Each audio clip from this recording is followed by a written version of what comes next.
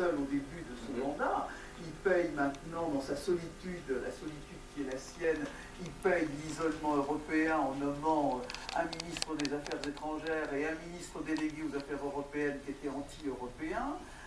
Il paie aussi un retrait d'Afghanistan qui a été solitaire, et il s'étonne de se retrouver seul. Il est aussi face à un certain nombre de contradictions qui lui fait cher, François Hollande. Il crée plusieurs visages de François Hollande, une évolution du personnel.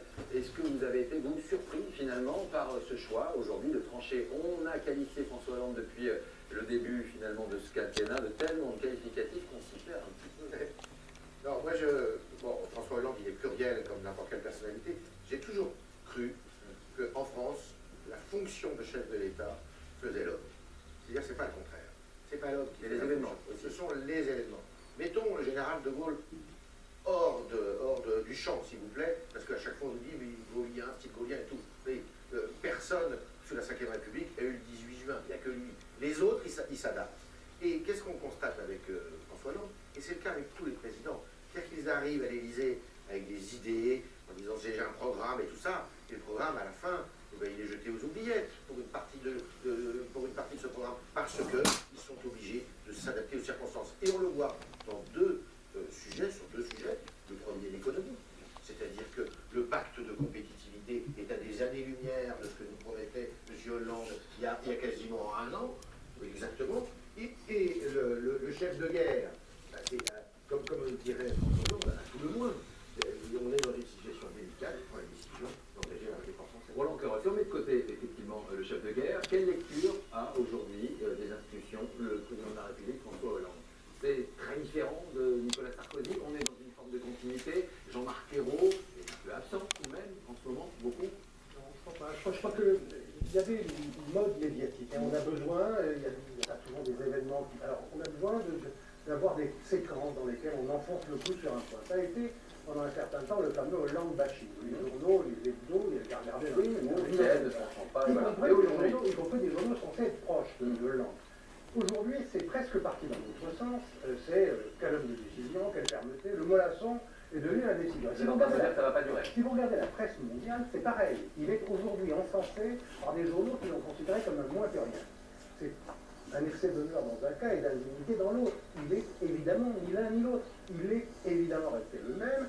Et les Français n'ont pas tellement adhéré à tout ça. Hein. C'est la cote de popularité qui diminue et qui va, après la guerre du Mali, continuer très vite à diminuer parce que les temps sont durs. Tous les présidents en seraient là.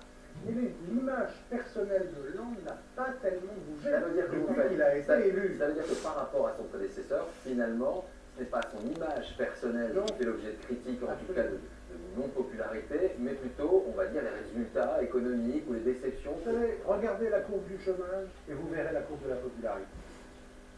Ah oui, François Hollande, il a connu. Oui, je le connais très bien.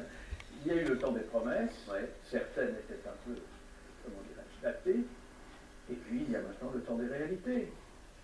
J'étais tout à fait persuadé. Un président socialiste, un président social-démocrate, un président socialiste. Vous savez, la signification du mot social-démocrate en France, on aurait beaucoup intérêt à faire 24 heures d'émission. Oui, c'est ça, 24 heures d'émission. Oui, il y a eu un glissement vers la social-démocratie, j'espère qu'il se poursuivra. Mais la réalité lui a sauté aux yeux. Malgré les promesses, il fallait prendre à bras le corps ce qui avait été exactement la même chose avec Nicolas Sarkozy.